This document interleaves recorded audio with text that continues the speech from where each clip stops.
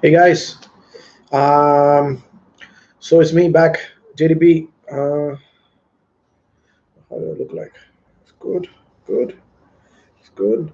So I got myself a new webcam. So I hope the quality is better now. Yeah, the video is a bit crisp and clear, hopefully.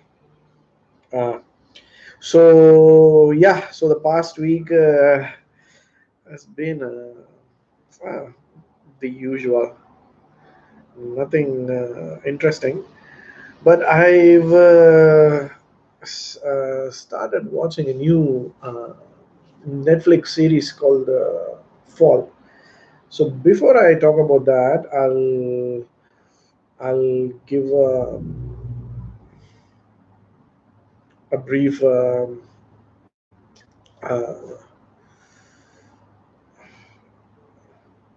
introduction about my Netflix journey. So I've been watching Netflix for the what was that? All of a sudden, Spotify started playing. I don't know how. Okay, so yeah, I think my dad is called. Just now, I'll call him back after this video live stream. So yeah, so I've been watching Netflix for the past 2 months, I guess, and that's all I have at home to do. Like whenever I'm at home, I usually watch either YouTube, some videos, travel videos on YouTube, or some cooking videos.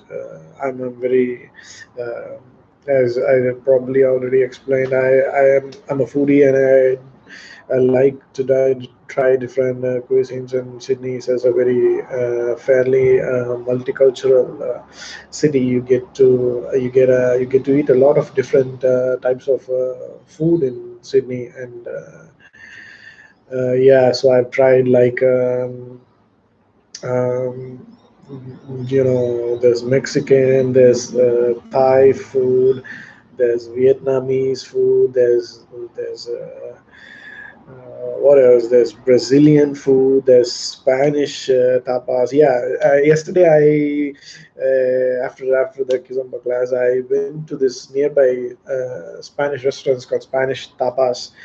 So and turns out that they have flamenco performances that happen every Friday, Saturday, and I'm not sure about Sunday as well, I guess.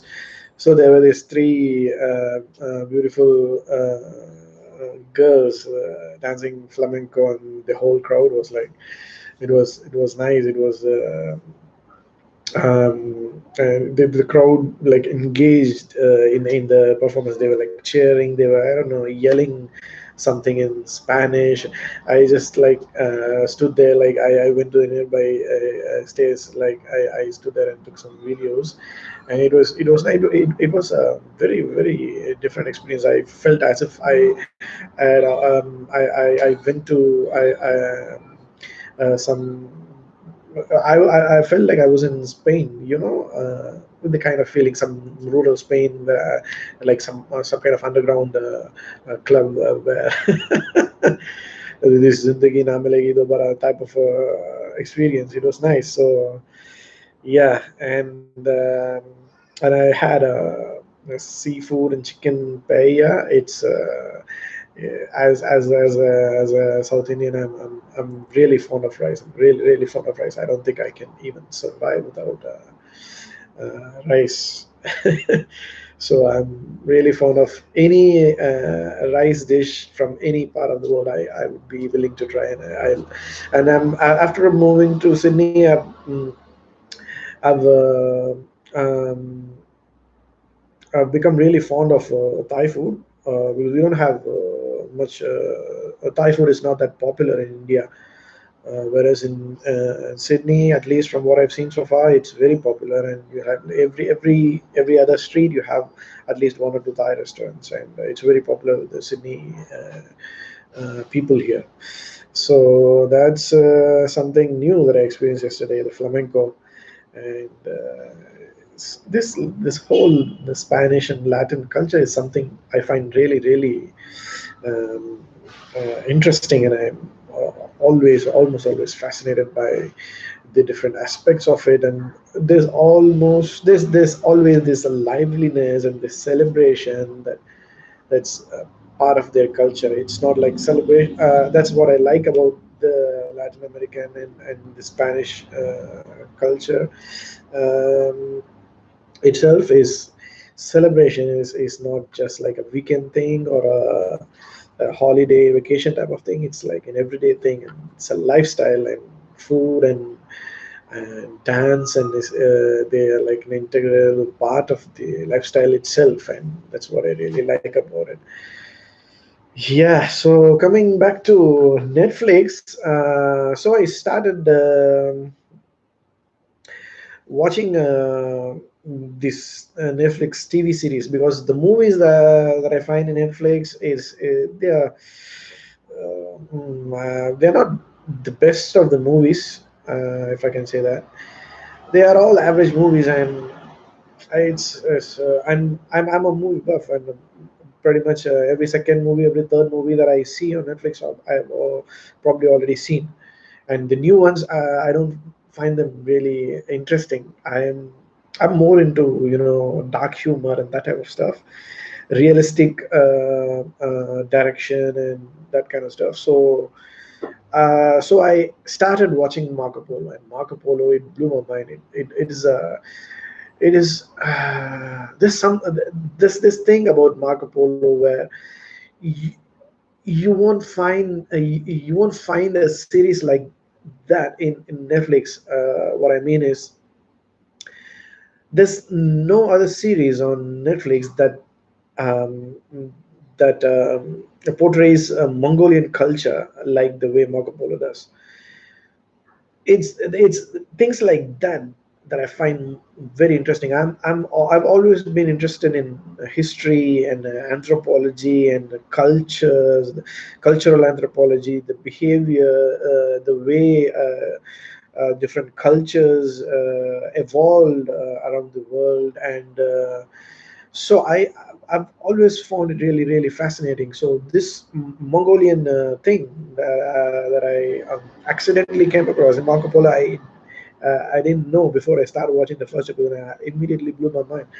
There's so much of history, and even the way the whole thing starts, the title and the music was so out of this world. It was so new, and it was so fresh, and it was exotic and so many different things. And so I was immediately glued to the series, and I like I finished, I guess, the whole series, the 2 or 3 seasons, like 2 seasons, I guess, in almost like 2 weeks. Yeah, so there's a lot to learn about the Mongolian culture and Genghis Khan and Kublai Khan, and the nomadic lifestyle, and the pride and Mongolia itself, and the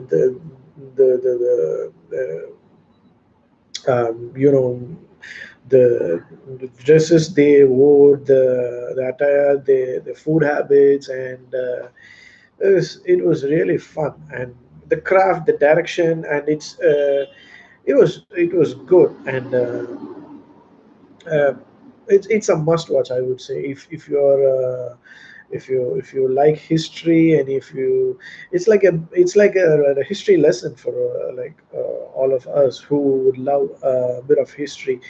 Is in movies, it's almost always either Hollywood, American history, or some European history, mostly the Western Europe. So you don't get to learn about all the other countries, and this is one beautiful opportunity, I think, to learn something new about the Mongolian culture. And Genghis Khan is not a is huge. I would definitely recommend Marco Polo as one of the must watches in Netflix. So, and then I started watching, I don't know, Luke Cage. I think Luke Cage is what I started watching, and it was fun. It was there's a bit of humor in it. There's a superhero element to it, and but I only managed to watch the first season. Second season, I got to mainstream and very commercial. First season was okay. So I after that I started watching Fargo. So Fargo is like my second favorite so far in the TV series that I've seen. Fargo, there's a movie called Fargo. I've seen that movie long back, around 15 years back maybe, and I really like the movie, the laid back, vibe, and the barren snowlands of what do you call it, Midwest. Yeah, so and it was totally different from a typical mainstream Hollywood movie, and the directors. I'm not sure the Wachowski brothers, something, I don't know. I really like the direction as well, and I'm not sure if this is like their production as well, but you can see the portrayal. It's very realistic, and even the direction and screenplay and everything. It's so poetic. You can I almost like two three scenes in the whole series. I couldn't figure out where it's like a painting or actual footage. So beautiful, and it looked like a painting.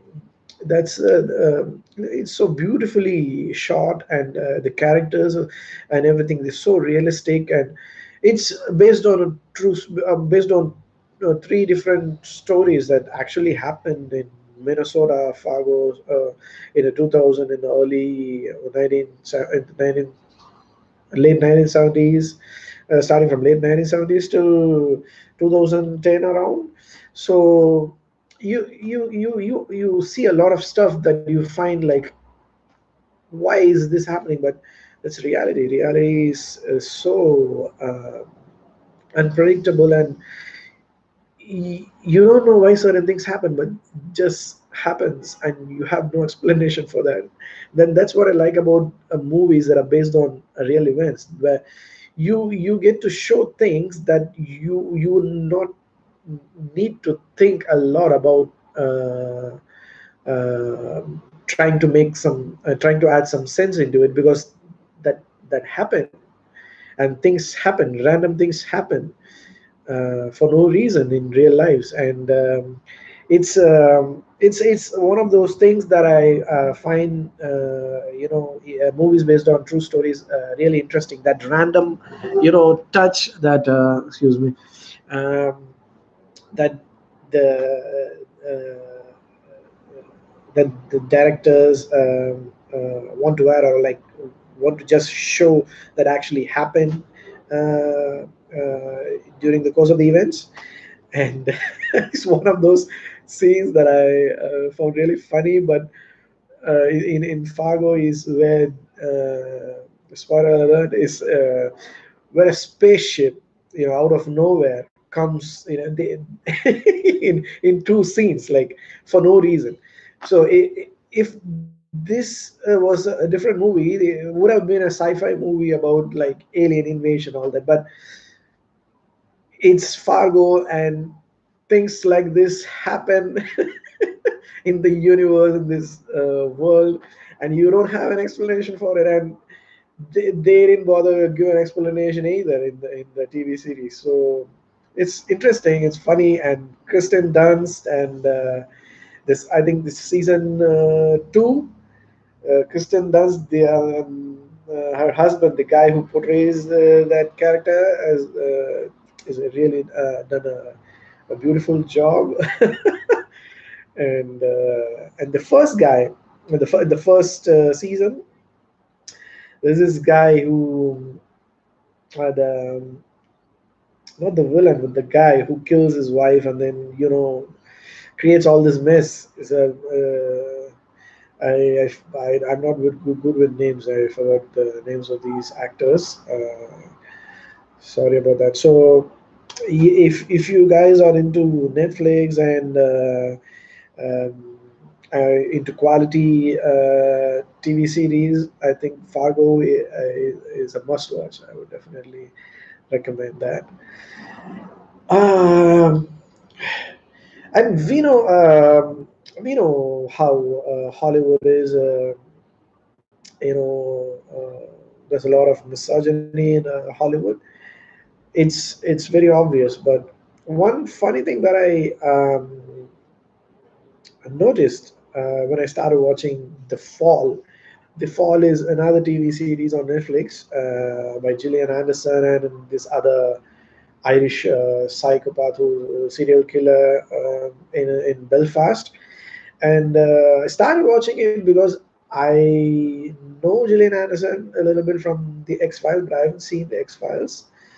I know she's popular in the UK and Belfast.